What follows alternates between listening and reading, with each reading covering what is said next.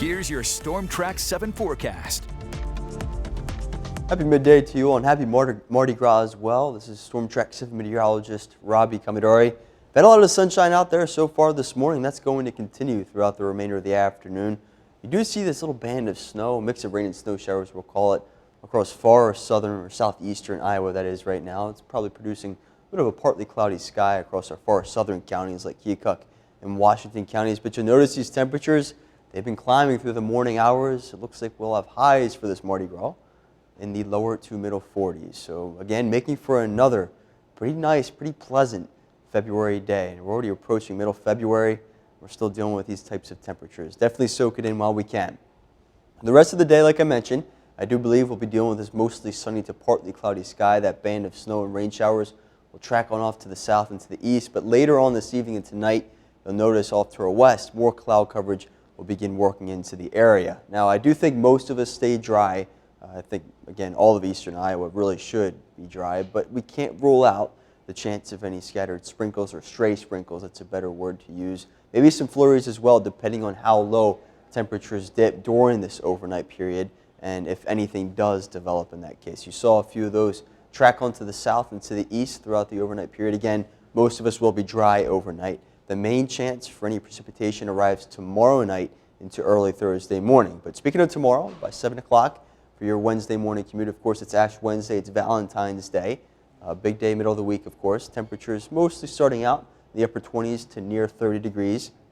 Call it a mix of sun and clouds. I think more sunshine than anything once the sun does rise, but some areas will still be partly cloudy. Now, I think later during the back half of the day is when cloud coverage really begins to increase, leading to a mostly cloudy, then a cloudy sky during the evening time frame. And here's our system, our Clipper system. I think it begins knocking on the door for western counties, say between the hours of 6 and 9 o'clock later tomorrow evening. And it should all start as rain because look at the temperatures here. Still in the upper 30s to lower 40s. It is plenty warm, or way too warm, I should say, for any type of frozen precipitation.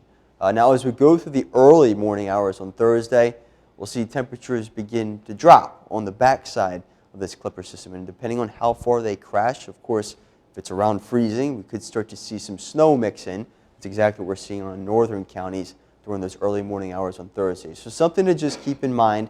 It looks like this will wrap up early during the morning commute for your Thursday, and the rest of the day should be dry under a partly cloudy sky, but we will have some breezy northwest winds as well. Now, we also have another system later on Friday and then into the evening hours of Friday, I should say. But again, in terms of the snow event later tomorrow night, that is, into Thursday morning, we're really not talking about much in general. Again, along and north of Highway 20, like you saw with that future track model run right there, that's the real chance for any snow to possibly mix in. We're not talking about much, still just something to be aware of as you head out the door, mostly a trace or up to an inch. Now, as I mentioned, once we roll past Thursday, most of the day does look dry, but late Thursday night into Friday, we're tracking another system that looks pretty similar to the one that we're going to be tracking tomorrow evening into early Thursday morning. Now, of course, there's a lot of different data that we look at as meteorologists, and we call them model runs, of course. This is one particular model. This is one scenario. It has this storm tracking well off to our south and southwest, barely even giving us any snow in the first place. Maybe some light snow or some flurries as a possibility, so maybe about a trace or an inch. Now, there's another set of data that we look at, another model, for instance. This is another scenario, a little bit more moderate to heavy snow, I should say. That's a quick mover, maybe up to a 2 or 3 inch amounts throughout portions of the area. But again, this is one of the only scenarios showing this type of run or this type of track with this system. So we're definitely leaning towards the storm system taking that southern track at the moment. But still, regardless, it's something we want to keep you updated on as you move over the next day or two, and especially get past the system tomorrow evening. Before we get to any of that, though, let's enjoy this Mardi Gras, this Fat Tuesday, of course. Highs pretty mild in the lower to middle 40s across the board, mostly sunny to partly cloudy. Lots of sunshine for sure. Tonight, still partly cloudy. Lows still remaining above average, as you can see, in the upper 20s for most of the area. And for that city-by-city forecast, as you can see, some of us touching that 50-degree mark tomorrow for your Wednesday.